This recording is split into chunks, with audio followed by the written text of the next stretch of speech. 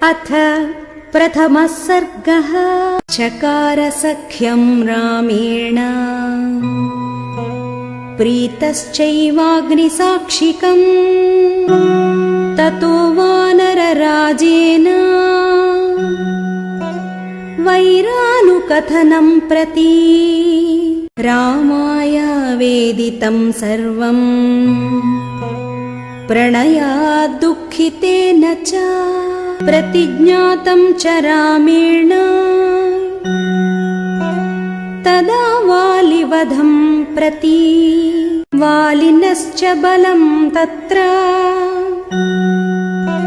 कथयामास वानरः सुग्रीवश्चकितश्चासीत् नित्यं वीर्येण राघवे